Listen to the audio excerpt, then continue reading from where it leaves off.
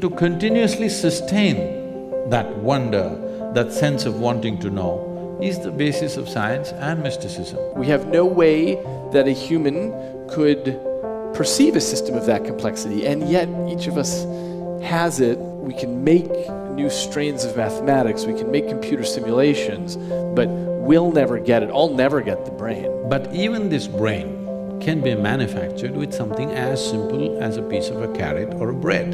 So I'm saying, there is an intelligence here which can create a brain. This is a place where I feel like science and mysticism have a real meeting ground, is that this three words of I don't know.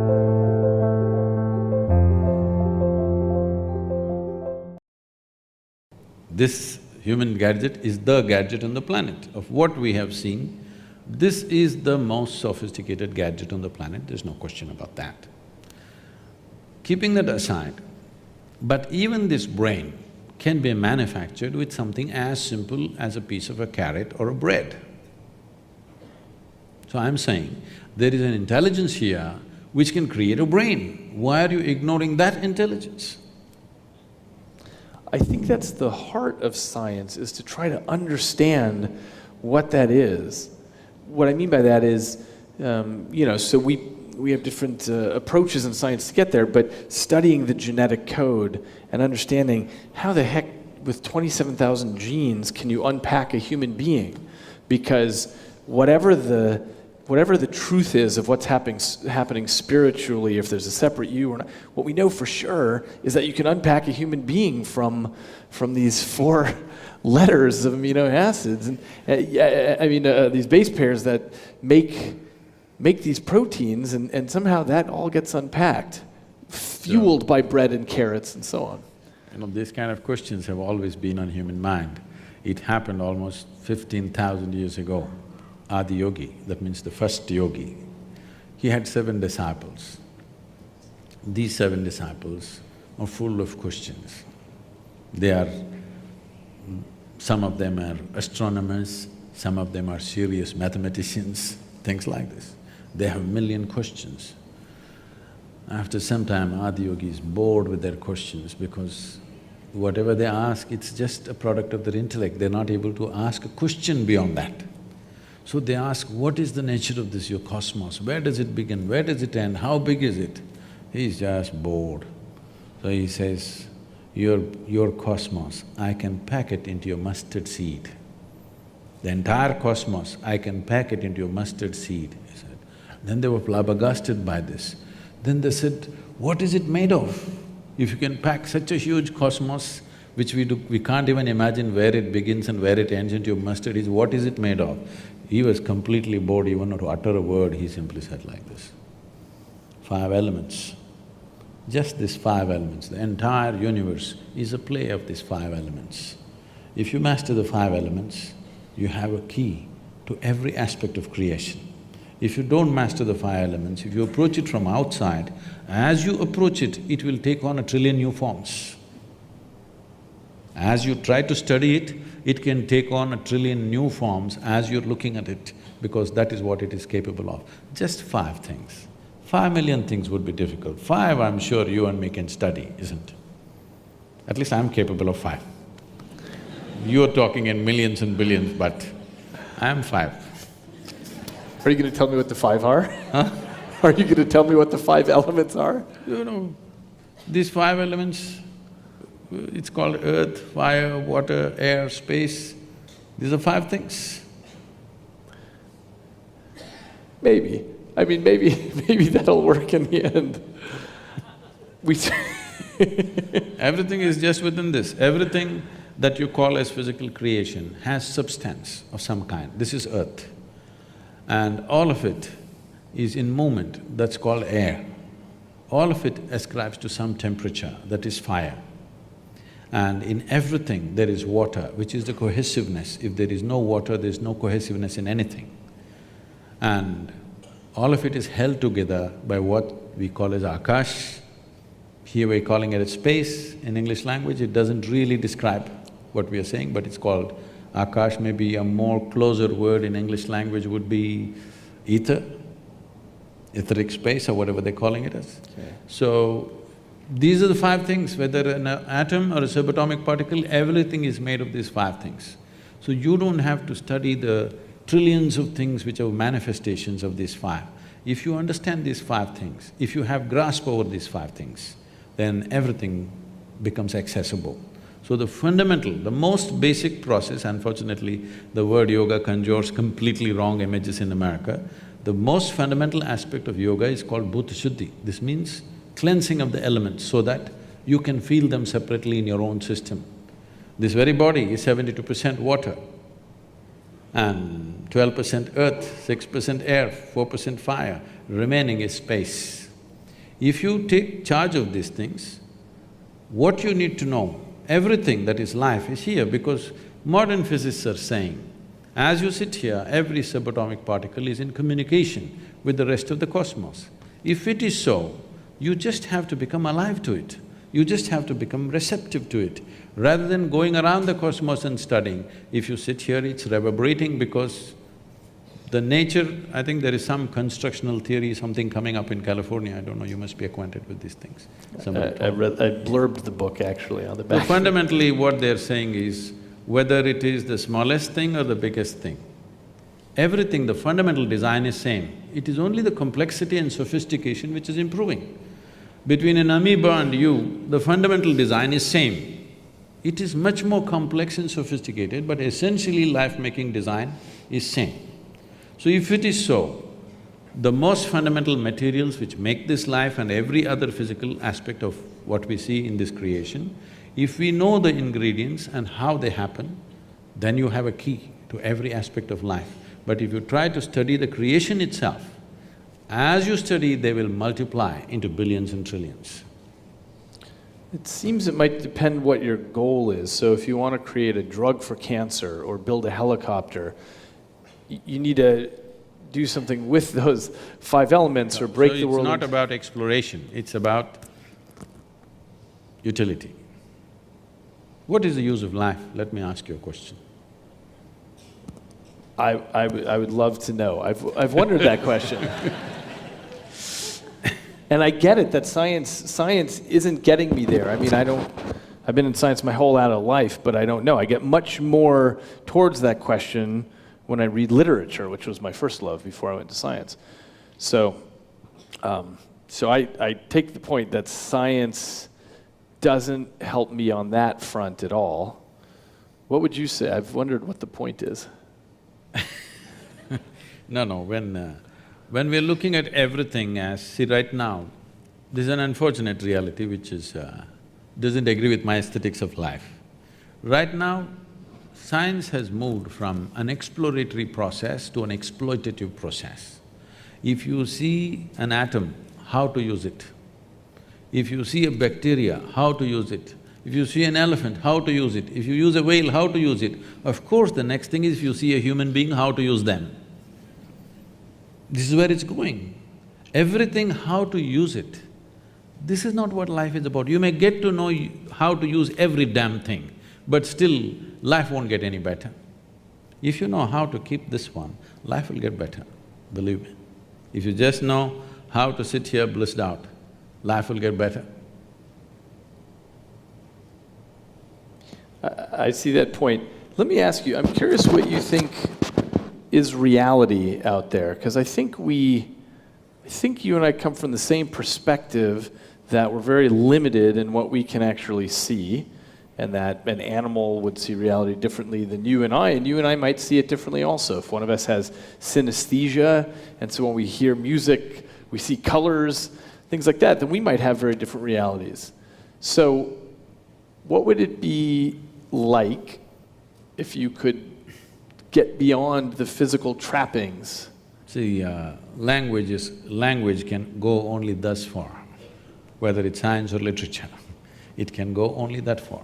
When you speak any language, it must make logical sense. If it does not make logical sense, people are leaving right now. Yes, because language has this… language is deeply enslaved to the fundamental logic which is a product of our intellect. Without it, we could not speak. So now you're asking about something which is not going to be logically correct.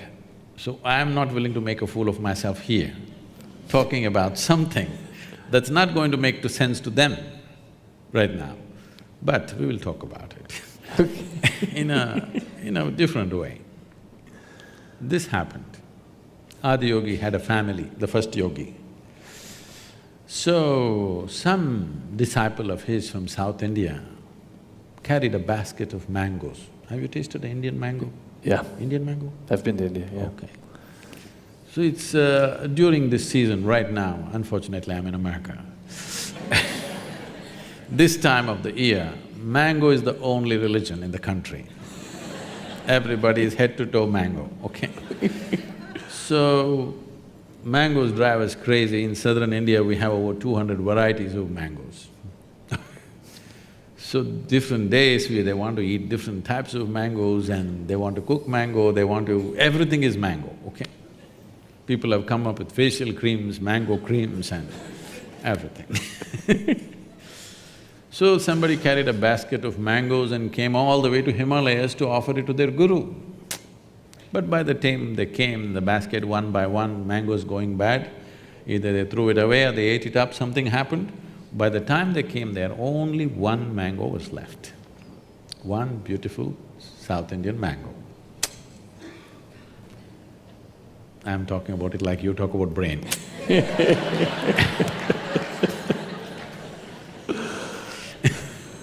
Believe me, it's sweet, not like the brain. So now Adiyogi has a wife and two children, two boys. Now one mango is not like an apple, you can't cut it into half and give it to two people. It can only be eaten like this, you know. If you cut it, it won't go equal anyway. So what to do? Both the boys came running, we want the mango, each one wants the mango. So they didn't know what to do, then they said, what? They have to set up something, who gets the mango? They said, okay, let's have a little race, whoever wins the race gets the mango. Because these are Adiyogi's children, it's not a 100-meter dash. They said, whoever goes around the world 3 times first, they will get the mango. So the younger boy immediately set off, racing around the world, wanting to make 3 rounds, and he went away. The older boy was a little obese. He just sat there. He didn't move, the parents were surprised. Then they thought maybe he's given up on the mango. The young boy wants to get it, he's running, this boy has given up. But this boy sat there for some time, then he got up. He went around his father and mother 3 times and said, mango. They said, what, you didn't even run? What do you mean? The race is about going around the world. He's going around the world, I went around my world. You are my world. I've gone around, I deserve the mango. They couldn't argue with this logic, so they gave him the mango. He ate. Then the younger boy came and, things happened. Fireworks. Fireworks happened, he became very furious, all those things are another story. But what I'm saying is, there is a subjective reality and there's an objective reality. When I say subjective reality, I'm not talking about just your thought and emotion. Like you were talking about, cognitive reality can be different. What is smell for somebody is taste for someone else. What is sweet for somebody is bitter for somebody else. What's light for one person is darkness for another creature. Here I see one creature right behind staring at me. So, this perception is… these 5 senses are tuned for our survival. If survival is what we are seeking, sense organs are fine. But once you're looking at life as an exploration, you want to know life, not just live life, you want to know. When you want to know, 5 senses are no good. They are not sufficient faculties to know. Right now, this brain, I'm not trying to downgrade it, it's a fantastic thing. This brain is nothing without the 5 senses. It is these 5 agencies which are gathering information and feeding up this brain all the time, both every moment of your wakefulness and sleep, this is happening. If you walk from here to there, If somebody is wearing a strong perfume or something else, you may notice it, otherwise generally you may not notice. But if you walk from here to there, your olfactory cognition is taking in probably 200 different smells if you walk from here to there. It is just that you have not paid enough attention to decipher that, and your other faculties are overriding that. Suppose you did not have eyes, ears, nothing. If you shut them off for some time, you will see suddenly your nostrils become so very sensitive, you can just smell out how many people are there. If you bring your dog here, he almost knows how many people are here. He doesn't know just how humans smell. He knows individually distinct smell of each person that is here. We also have that because our neurological system is way more sophisticated than that of a dog, but there are other overriding factors which have diminished that. But if you wish, you can develop that to a certain level. So cognitive distinctions are there and cognitive confusion is there as you… what's that word about smell becomes a color and color becomes… Synesthesia. Okay, whatever. No, it's anesthesia, synesthesia, something is lost, something is mixed up, like a drink. A man who is just out of the bar may feel that way, you know. Everything may become colorful or not colorful depending upon his mood on that day or what he had. So, these things are happening because you can impair these things or enhance these things with a little bit of chemical stimulation or injuries or diseases or… This is essentially a chemical soup. What kind of a soup is the question. So, our whole effort in the yogic system is how to keep it very equanimous and exuberant at the same time. The problem with most people is if they become equanimous, they become death-like. If they become exuberant, they keep flipping all the time. To be equanimous and exuberant means your sense organs and you can function in a certain way. You are vibrantly alive, but you're absolutely equanimous. If this one thing happens, suddenly your sensory perception will not be the limit for you. There are other dimensions of perception which will not come into one's experience unless there is a certain level of striving. For example, 200 years ago, I heard 97% of United States population was illiterate. Today, probably almost 100% literacy in the country. How does this happen? It's the infrastructure of schoolrooms and human infrastructure of teachers and many other things and books and whatever. If this infrastructure was not built, even today we would be in the same condition, isn't it? So similarly, for turning inward, there is no infrastructure. Few individuals may be doing it somewhere, but there is no large-scale infrastructure in the society as to look at life just as life, not as to how it is useful. Life need not be useful, it's a phenomena beyond our use. It is a phenomena to be experienced. We have come here to experience life, not to use life, isn't it so? Hello? We have come here to experience life, not about how to put this to use. This is not a work donkey. I'm trying to understand this issue about knowing. So where we clearly have overlap in the way we go about it is wanting to know things, wanting to understand everything around us. But there's a sense in which we're not limited by our intellect because I have the opportunity to ride on the back of all the other humans on the planet and those that have come before me. It's a collective intellect that's now encoded on Wikipedia and in millions of books. And I have an opportunity to take experiences from across the world, places I've never been, ideas that I would have never thought of, and so on, and feed all that in. So it's a much richer diet, first of all. A much richer data. It's a diet of data. I mean, it's what shapes my next thoughts, is what I've taken in. No, it is just that today we have access to much larger data than maybe 100 years ago, all right? But still, we've already looked at this, it's still a minuscule, isn't it? I agree. Compared to the whole cosmos, still minuscule. But it's moving in the right direction.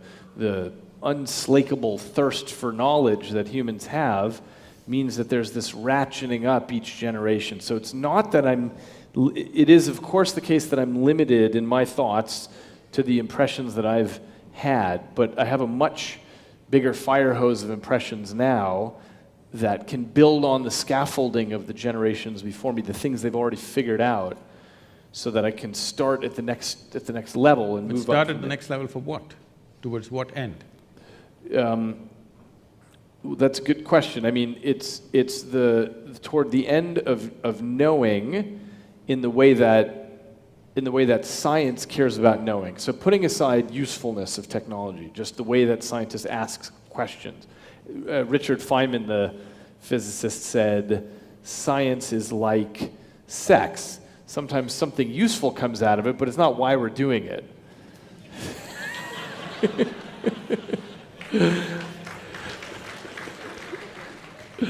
So it's a way of knowing, and it's a collaborative way of knowing, where we link arms across space and across generations as well to try to get somewhere. I'm in no way trying to disagree with that or in any way discredit that, it's a tremendous effort. But I'm saying, if knowing is the purpose, because wanting to know, how much time and energy somebody is willing to dedicate to that may be questionable from person to person, but everybody wants to know, there's no question about that. But knowing everything by intellect, we will know the surface of everything, but never the real source of everything or the core of everything. Because the only the only doorway to our experience is this human mechanism. You don't know the world any other way than the way this one is projecting right now within itself, yes?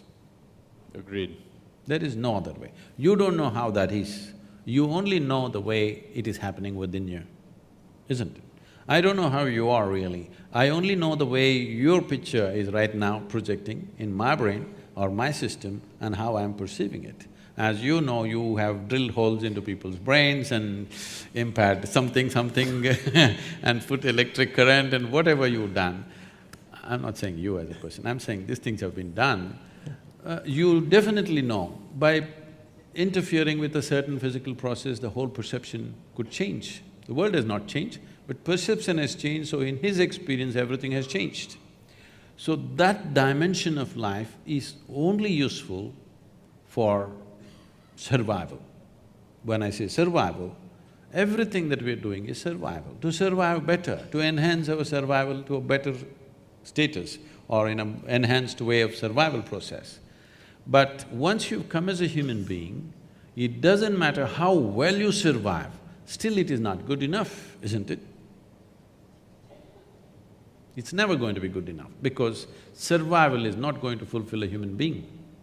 It doesn't matter how big our homes get, how big our cars get, how energy efficient it gets, how better we dress, how better we eat, still we will feel it's not enough because that's not the direction in which the life wants to go. So here's the part I'm trying to understand, is this issue about knowing, this issue about seeking knowledge. Let's say, either in science or in mysticism, we depend on our senses for that, yes? Or are you saying that I'm saying they're not dependable. Agreed. They're not dependable. But isn't it all we have? Or you're saying there's this other Yes. aspect to the mind? See, for example, suppose you or me were lost in the jungle as infants, okay? If something edible came, we definitely would take it and put it in the mouth. We wouldn't try our ears first, then nostrils, and then by accident discover the mouth. No, we just know how to eat, no question about that. So I'm saying everything concerned with our survival is inbuilt. It's there. This is millions of years of memory which is there within us, we know how to survive. But we wouldn't know how to read, we wouldn't know how to do so many other things which have become a part of our life. Do you remember when you were 2 or 3 years of age, when they tried to teach you that alphabet, the damn A, how complicated it was? It was so complicated just to get it right. You had to write 100 times to get it. Today with eyes closed you can do it. Because of a certain striving, isn't it? Similarly, anything beyond survival, if we have to have it in our lives, a certain striving is needed. As I said, striving for inward perception is something, unfortunately, that's been banished in modern societies because we are on the thrill of technology. It's a fantastic thing, But you will see as time progresses, as technology becomes better and better, human beings will become more and more frustrated.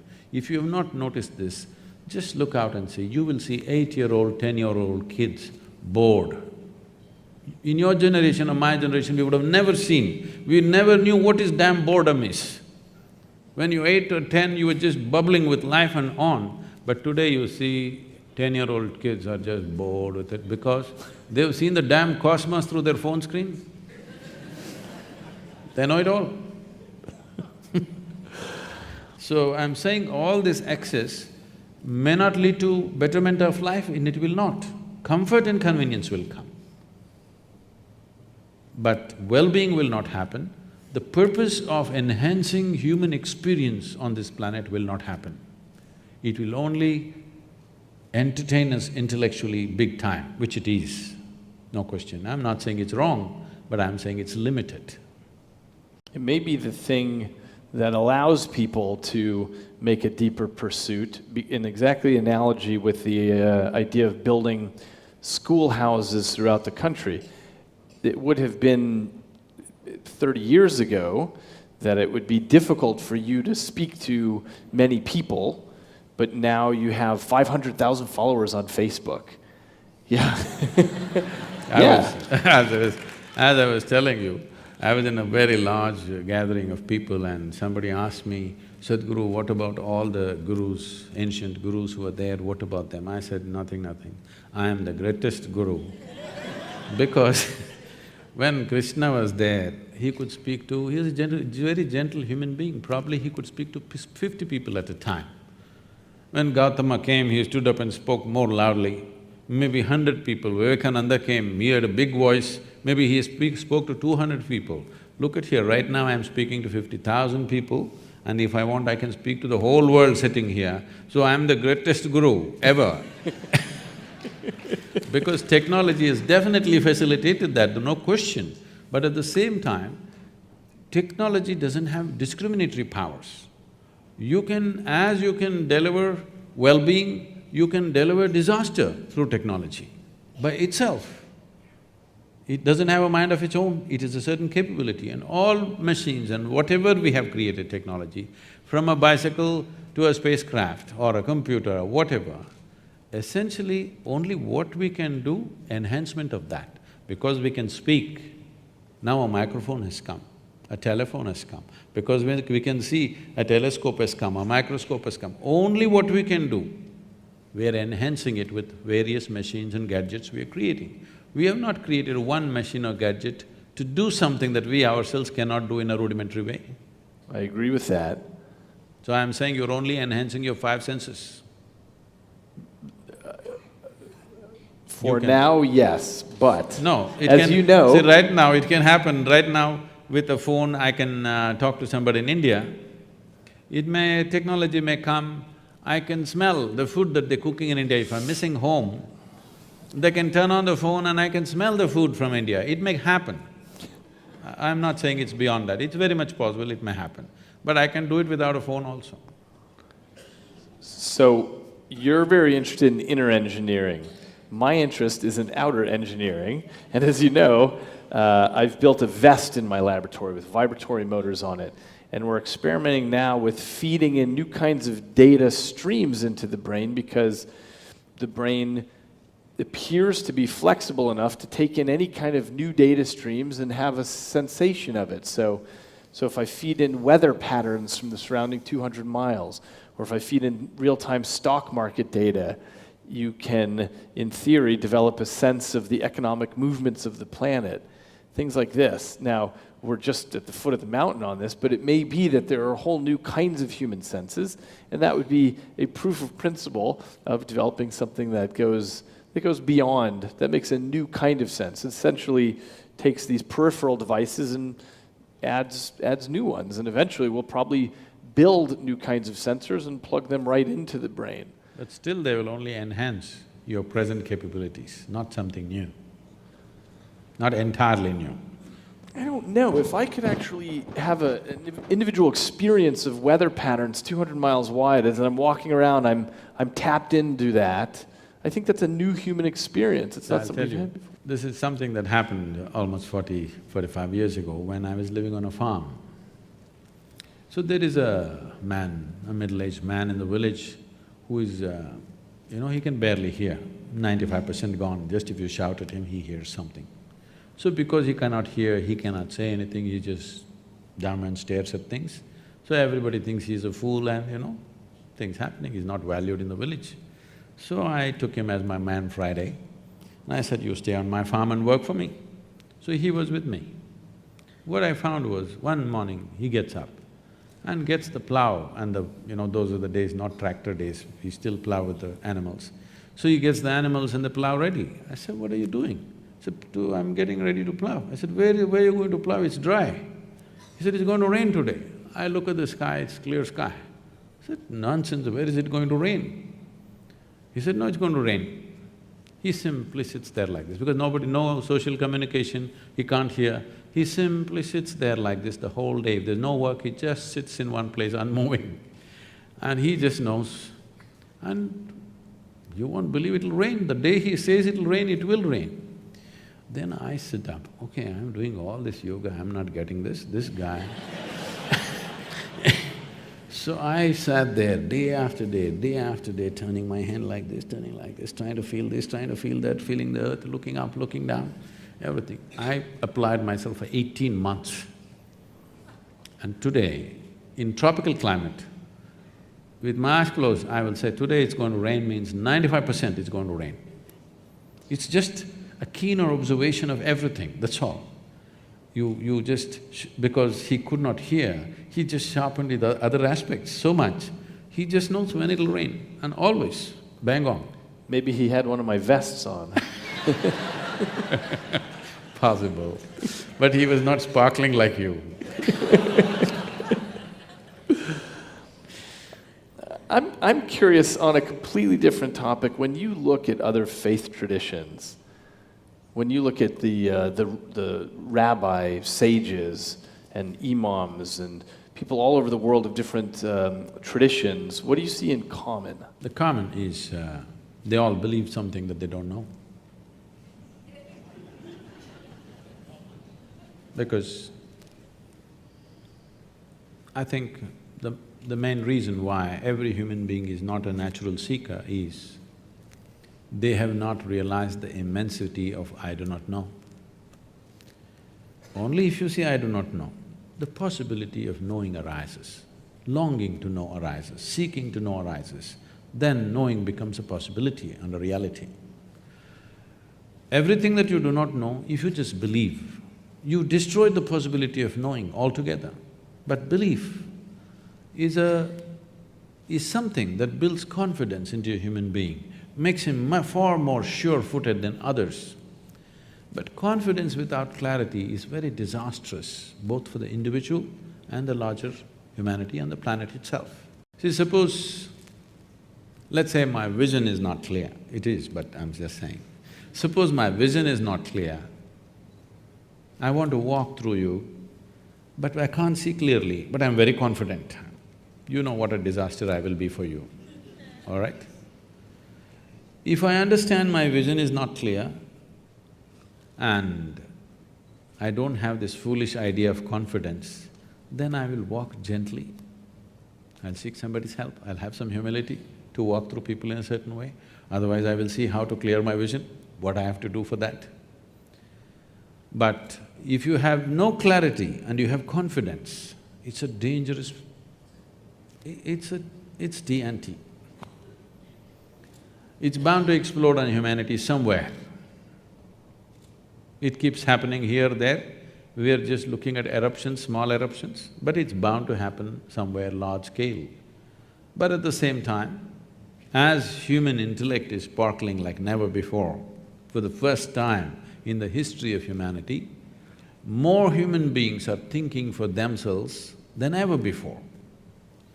All these thousands of years, one village or one town with a few thousand people means only one guy would think, others would just take instructions from him. Now almost everybody is able to think. How clearly, how much clarity or confusion is a different thing, but at least they're thinking. As this evolves, I believe in the next 50 to 100 years, as more and more human beings start thinking for themselves, then you will see believing in something will be completely out of vogue. Because essentially believing something means, with all due respect to everybody, essentially believing something means you are not sincere enough to admit that you do not know. We all have to come to this much. What I know, I know. What I do not know, I do not know. This is a fantastic way to be. And I do not know person cannot fight with anybody. That's the biggest thing. I know, always there is a fight. So, all these religious processes which are ended up as religions, at one time when they started as an individual experience for somebody. That person shared his experience with a few people around him, maybe a dozen or maybe 100 or maybe a few thousand he shared. And over a period of time it gets organized and becomes something totally different. So, it has a huge responsibility of handling psychological well-being of the human beings in the sense, see, human beings are psychologically always confused and they don't know where to be, what is their well-being, and for every small thing there is confusion, you know. It's something that I realized when I went to the university. I refused to… I'm sorry, I'm speaking in a university. I refused to sit in the classrooms because it was too uninteresting for me. So I sat in the garden outside under a tree. Once I planted myself there, everybody knew that I am there every day, without fail, under the tree where all kinds of debates and discussions we started, and people started coming to me with all kinds of problems. You know, students having their own problems, their education problems, boyfriend, girlfriend problems, parental problems. As I sat there and heard through everybody's everything, in these 3 years that I was there, I must have heard thousands of people about their problems. It became like a problem point. Anybody has a problem, they come to me. I realized I was the only freako who did not have a problem. Everybody had a problem, which made them normal. I did not know what's a problem. It's not that everything was perfect, but it's just that I didn't view it as a problem. I just saw situations are there, some works for me, some don't work for me. But everybody has a problem. If you really look at it, the problem with humanity is just this. From being a monkey or a chimpanzee to a human being, it's actually a small change, you know. From a chimpanzee to a human being, there is only 1.23% DNA difference, I believe. That's not much, isn't it? We could forget sometime who we are But what a phenomenal change in the intelligence that we have compared to a chimpanzee or a monkey. So the problem is just this, we have a intellect which is sharp and we don't know how to hold it. Whichever way we touch it, it cuts us. All the suffering, human suffering on the planet is manufactured in their own mind. From outside, how much suffering is happening to you, tell me? Nothing much, it's all generated, it's all self-help. This is because this evolutionary process has happened so rapidly.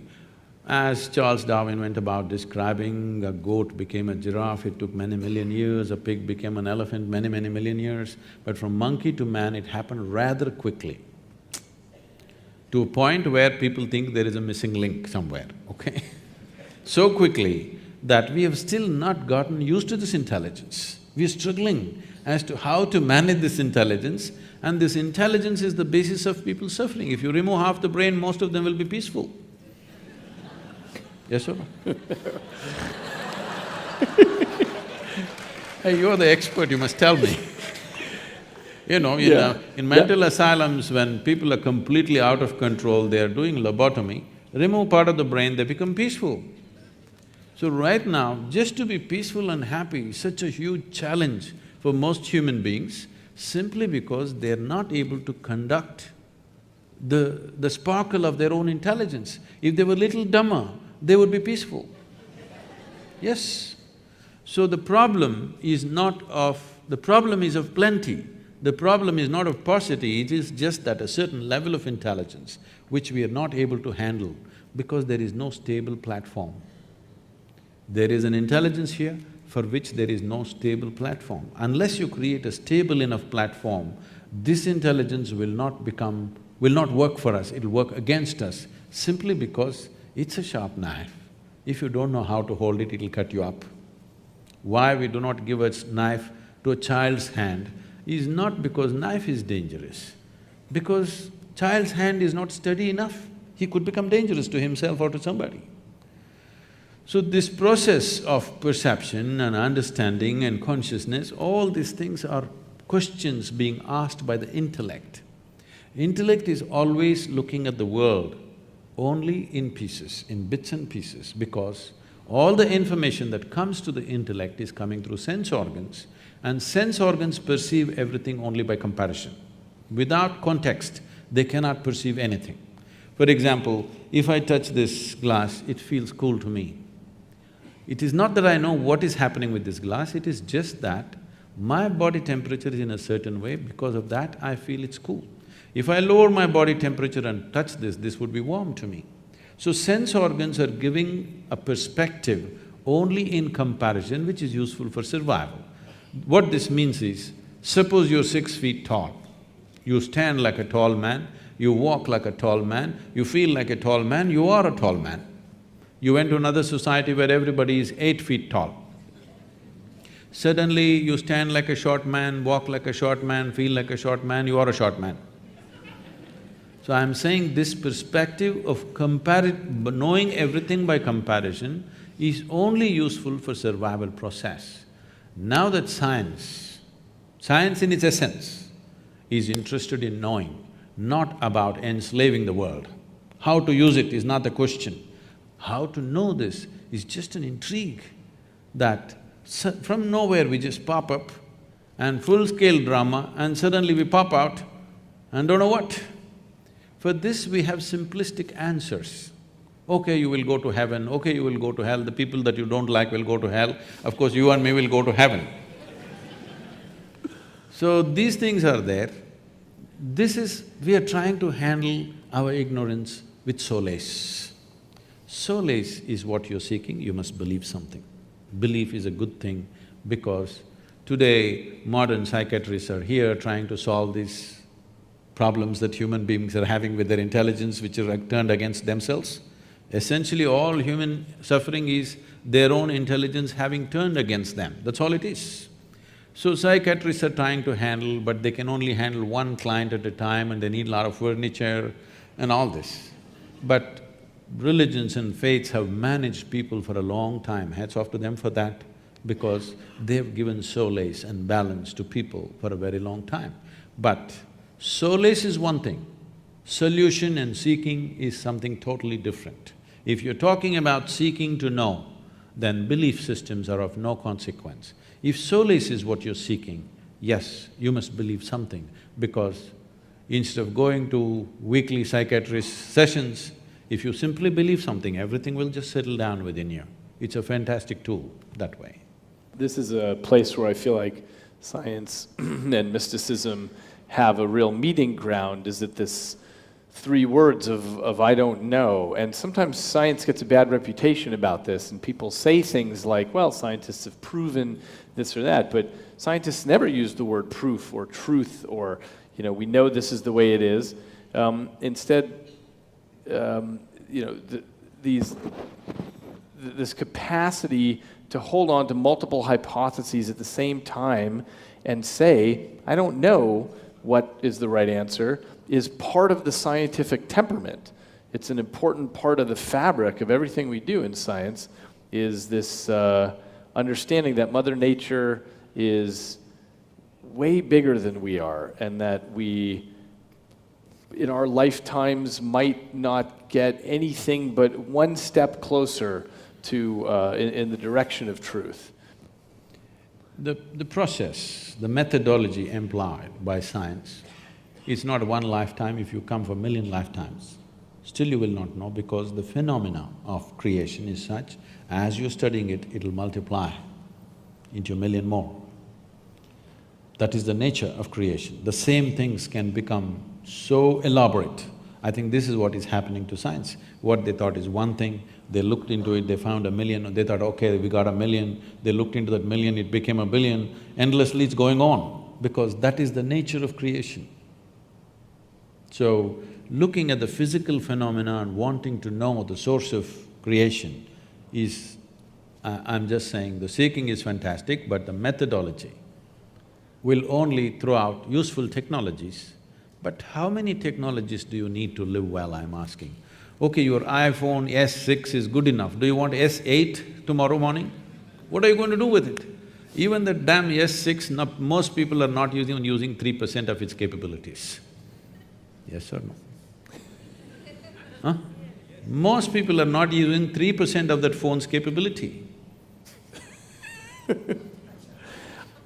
Look, I think our science is too young still to know whether we are always going to confront a multiplication of problems or not. No, I don't say they're problems. Questions. There'll be more things to study, that's all. Yes, but sometimes people call that weenie science, by which I mean, once you understand the structure of the atom and so on, you could measure the neutron to finer and finer resolution, but who cares? Because that's not the fundamental problem anymore. And we're still at such a young age that we don't know whether science will keep bifurcating into more and more interesting questions or whether it'll just become weighing things, and it doesn't matter, because now we kind of get the core of it. We might not know that for 100 years or 1,000 years, but I don't know for certain that we are doomed to infinite complexity. It may be that we can put together a very clear model. What I'm of what's saying going is, on. you're fundamentally employing sense organs. I agree with that. Sense organ is the basis of all scientific pursuit. I'm saying sense organs are not reliable instruments. You ask the owl. I think that the pursuit of science is really trying to surmount our sense organs. It's trying to figure out this… Now, how would they surmount? By understanding laws of nature that we don't know why they're true, but they seem to be correct, like quantum mechanics, like basic Newtonian physics, by, figuring out why force equals mass times acceleration. Why is that true? Nobody knows. But that's the way that people pursue trying to understand. It's a way of reaching into the cosmos and figuring out that there are laws that go beyond my sense organs. I have no way to smell or touch F equals ma, and yet it seems to hold. And that's the sense in which we go beyond the little peripheral devices that we come to the table with and try to understand what's past that. It is true that we have to translate things into equations, and equations we might write down or we might hear if we're a blind person, but in theory that's something that's beyond our basic sensory apparatus. See, we distribute this, just for convenience I'll make it into 4, okay? We look at creation as 4 different dimensions. Sthula, which means the gross physical creation. Sukshma, which means subtle. That means you cannot perceive them through sense organs, but if you hone your attention to a certain level, then you can perceive that. So this is called as Vishesh Gyan, which means an extraordinary perception, or it's called Vigyan. Today in India, in local languages, the word for science is Vigyan, okay? That means it's Vishesh Gyan. Vishesh Gyan means extraordinary perception. So we are perceiving things that our sense organs could not perceive, but still they are in the realm of physicality. And all physicality is perceivable through sense organs if they are honed well. If you may not be able to perceive, some other creature on the planet is able to perceive. I think… yeah, many different creatures Yes. have totally different So slices they're of able their to perceive. ecosystem. That means it's still physical reality. So, what is called as sthula is gross reality, which all of us can see, hear and smell. What is considered as sukshma? Still physicality, but so subtle that your eyes and ears are not good enough for that, but if you're willing to pay attention, you can perceive. Then next is called as shunya, which literally translates as emptiness in English, but emptiness is not the word. It is physicality without form. There is no form. All physical has defined form, but shunya means physicality has reached a place where there is no form to it, it's just physical, or it's fundamental material of physicality. The next is called as shiva, which means that which is not. That means that which is not physical at all. So, existence is seen as these four components, and how to perceive these four dimensions. There's a whole methodology. Why I'm saying this is, if only scientists who have pursued things so far into physical reality, if they pay little attention to the most fundamental physicality, which is themselves, if they turn inward rather than constantly looking through a telescope or a microscope, if they spend equal amount of time turning inward, I think something phenomenal could come out of it. For many scientists, the reason they turn outward is as a way of understanding what this is all made out of, which would include understanding something about what a piece of life is. Let me ask you this. When you say, I am a piece of life, you are a piece of life, I hear that and understand it in a particular way, but I want to know what you mean by a piece of life. Because what you drink is life, what you eat is life, what you breathe is life. All this we're gathering, and this is a piece of life, which has acquired a certain level of information, built its own kind of software unconsciously, and its own tendencies and its own character and its own personality, but that's a bubble. It's like if you blow soap bubbles, each bubble has a character of its own. When they burst, the most essential ingredient of the bubble was the air. Where is it? It's all there. So this is all air, and the bubble is a piece of air. Similarly, this is all life. This whole cosmos is a living cosmos. Here, I'm a piece of life. And life has given me this privilege that I can hold this piece of life within myself and experience it as if I am by myself, everything. This is a fantastic privilege, but we should not abuse this.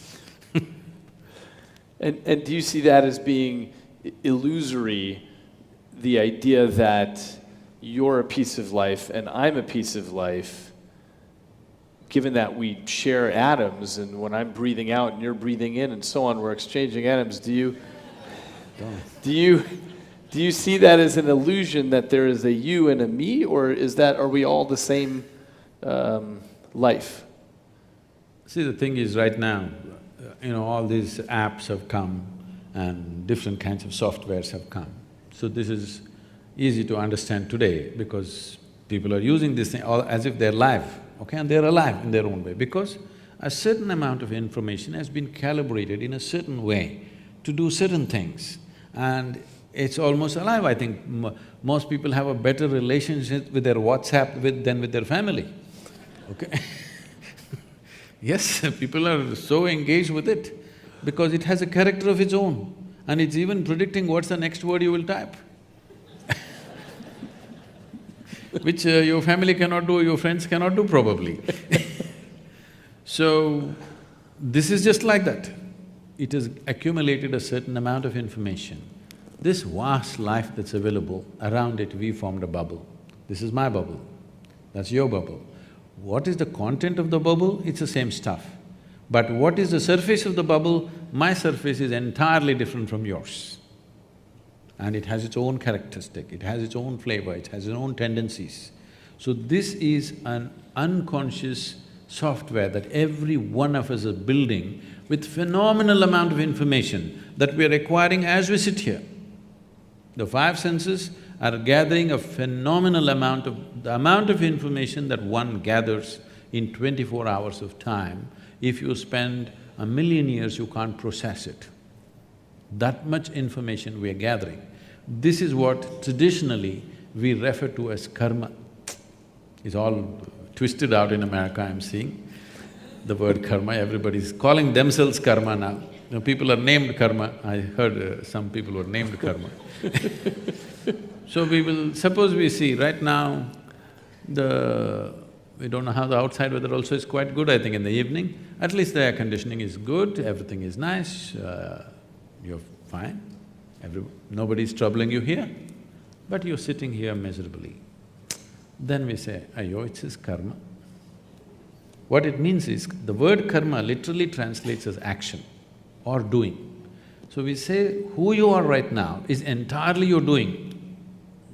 The way you have structured yourself, knowingly or unknowingly, the kind of womb that you were born in is also an unconscious choice, because you created a certain type of tendencies, that's where you moved, in search of that kind of tendencies. What facilitates that? So this software is building up all the time unconsciously. So only thing that I want to say now is, whatever you can do unconsciously, if you are willing, you can do the same thing consciously. If you can build so much software unconsciously, if you are willing, you can restructure that consciously. I can show you millions of people who restructure themselves in a matter of few weeks. I can show you few people where the very shape of their face will change in 24 hours' time, simply because they start a certain process. Entirely, their whole personality is altered within a matter of 1 or 2 days of doing certain processes, because distancing yourself from your genetic memory, there's an entire process. Most Indians have forgotten, otherwise it was there in every family. Whenever somebody dies, or even when your parents are alive, there are processes how to distance yourself from your genetic memory. Because this is very important. If you want to be a unique fresh bubble of your own, then you must distance yourself from genetic memory, otherwise you will see at 18 you're a great rebel, you don't want to be like your parents and this and that. You see when you're 45, suddenly you start walking like your father, talking like your mother, stuff is happening to you, you don't know, because don't underestimate these people. They won't give up so easily. Your grandfather may be dead and gone, but the guy wants to live through you. So the thing is to distance yourself from genetic memory so that you don't become a cyclical pattern of repetitiveness. You want to be a fresh life. That means you have to recalibrate your software consciously. Anything that you can do consciously, you can also do… anything that you can do unconsciously, you can also do consciously, if the necessary striving is there. What does it take for people to have that level of striving? It depends how far they want to go. If somebody comes and asks, if I want to know the entire, not the new physics, what has happened till now, if I want to know, how long does it take? If a fresh student comes and asks, is there a time you can say? No, you can say, okay, start on a science undergrad, let's see. If he does undergrad and he thinks he's beginning to know everything, then you start telling him, this is not it, you got to do your masters. If he does that, you will say, then you have to do your PhD. After your PhD, you're declared that you don't know much.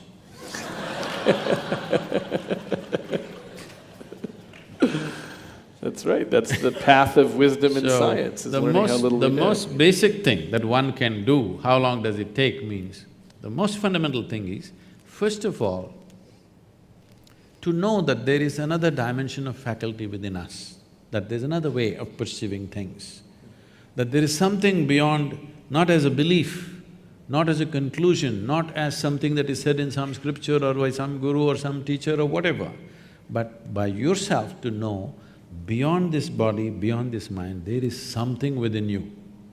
This experience, if this has to happen, I would say if you are willing to dedicate just 30 hours of absolutely focused time, if you give me, in 30 hours' time, we can bring you to a place, we can give you a tool through which you know something beyond your physicality. What that thing is, you don't have to jump into a conclusion, but something beyond your physical nature will become alive within you and you know there is something beyond physical nature. If that is enough inspiration for you to continue your pursuit, then how long it will take the entire pursuit, you cannot say, each individual is his own.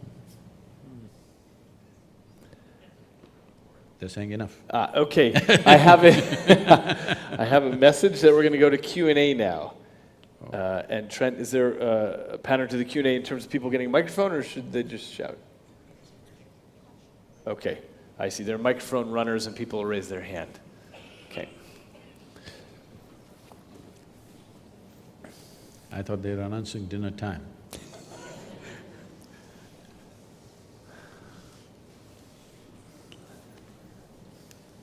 Good evening, Sadhguru. So my question is directed towards you.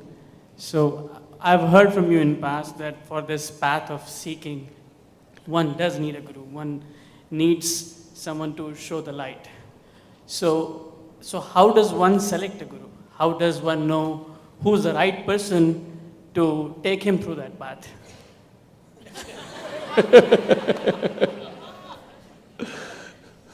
I've got an app for that. Yeah. See, if I give you a torchlight in your hand, it still does not mean you're going to find your way home, okay? A torchlight just shows how you see it, whether you walk the right path, with how you handle this, all this is entirely left to you. But it lights up. The torchlight lights up so that you don't step into a drain or you don't step into a ditch. It lights up the place. But with the torchlight, many people have walked to their death. Yes? That's what people have. With headlamps on, they've gone crashed, right? So, this is just lighting up the place. What you do is always left to you. So, which is the best light? Today I think LED is doing well. So, who is the best light? It is… you should not make a conclusion like that. Who is the best light on the planet? I told you, give me 30 hours. If it works very well for you, if it enhances your life, well, let's try 60 hours. If it works really fantastic, let's try a little more. Let's go in installments. I don't want anybody to be hanging on to me thinking I'm their savior or something. That's not the way to go for it. Experiment with it. If it works, let's put more energy and more time into it. If it works further, let's put more energy and more time into it. I think that's the way to go. Not today coming here and making a decision, okay, this is my man. This is not marriage, okay?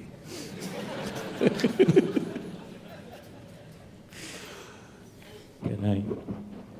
Right here, first I would ask David for a question.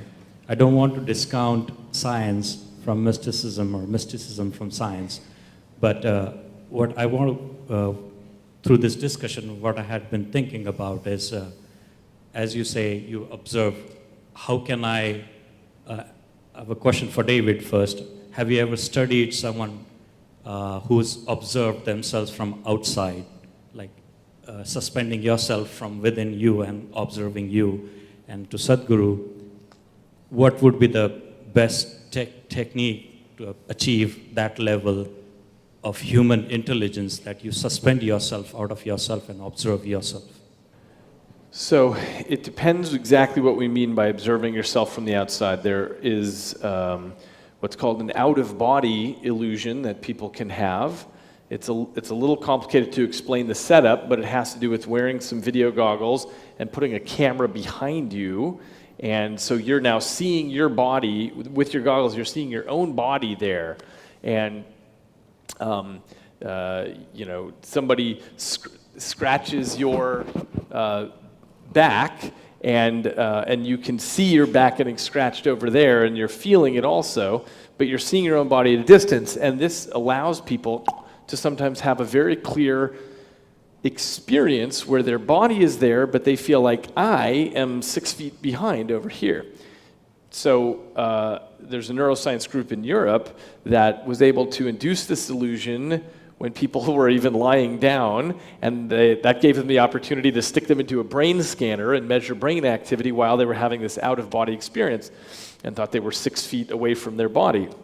Brain imaging is limited in the sense that what we can say is, well, there are particular sets of Christmas lights that light up when you're having that kind of experience, but unfortunately, that's where science gets a little bit stuck, because we can describe the neural correlates of subjective experience, but we don't know yet why they're identical to that subjective experience.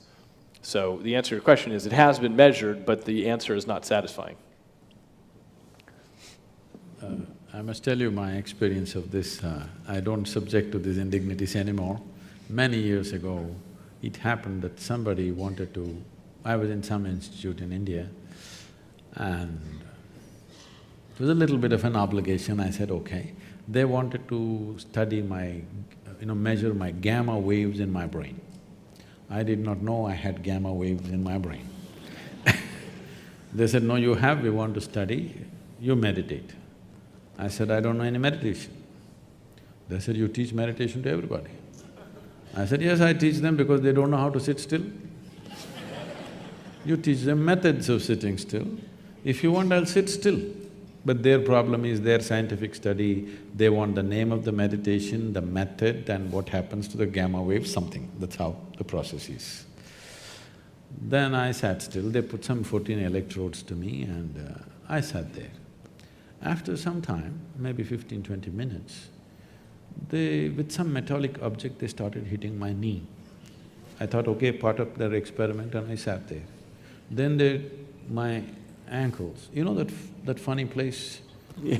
That very painful place. They're hitting that place. I thought, okay, it's their experiment, damn experiment is painful. But it became very persistent and extremely painful. Then I slowly opened my eyes, okay, why am I being beaten up like this? I opened my eyes and they were all giving me a weird look. I said, did I do something wrong? They said, according to our instruments, you are dead. I said, that's a great diagnosis.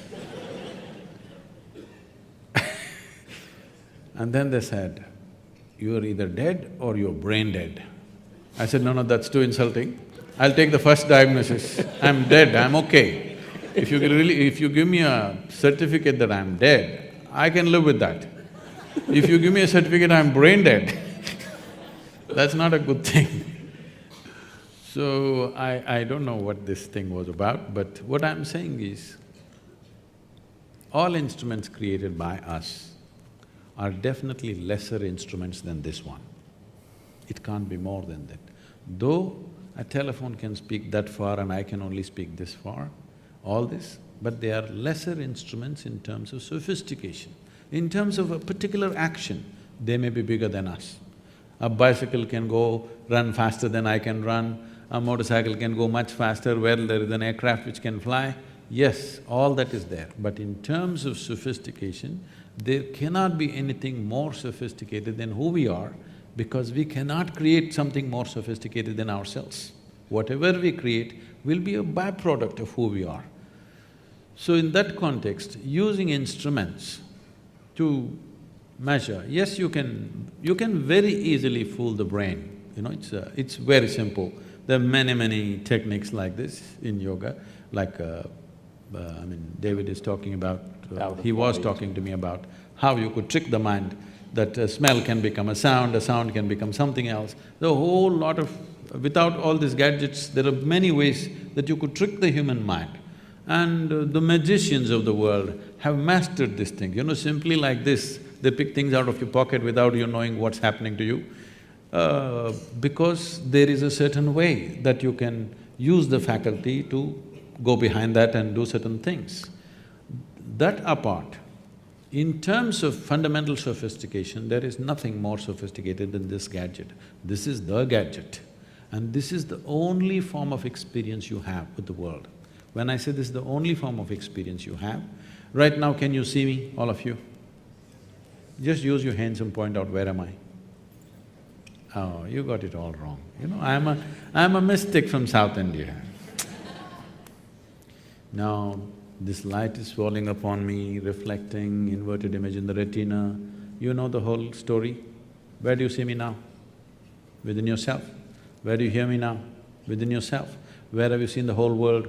Within yourself. Everything that ever happened to you happened only within you. Right now, someone next to you, if they touch your hand, you think you're feeling their hand. No. You're only experiencing the sensations in your hand. You do one thing, you make somebody touch you like this 5 times, just observe this. After that, no hand, that person is not here, simply sit here, you can create the same sensation.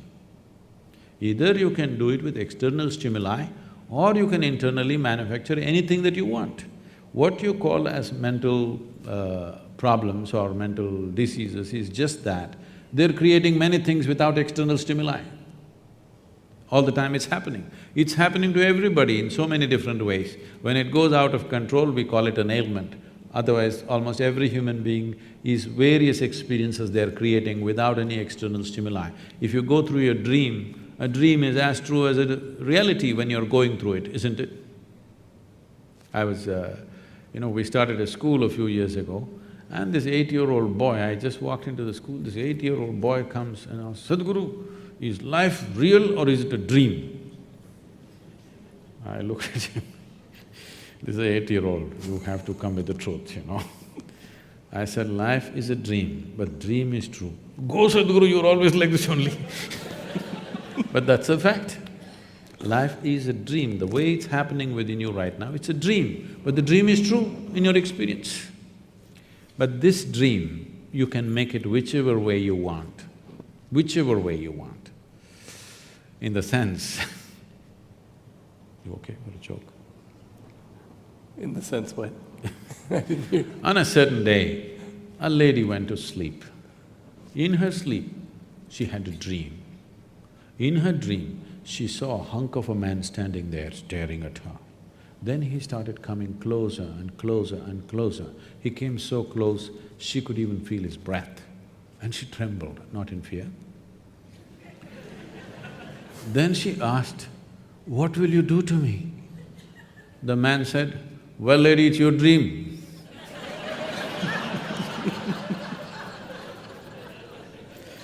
Thank you. If you want to say something, please. So, it's your dream, you can make whatever out of it, and we can make this into a fantastic dream for ourselves and for everybody on this planet. Science and technology has done wonderful things for us to enhance our dreams, but I want the scientists to meditate. Thank you very much. Thank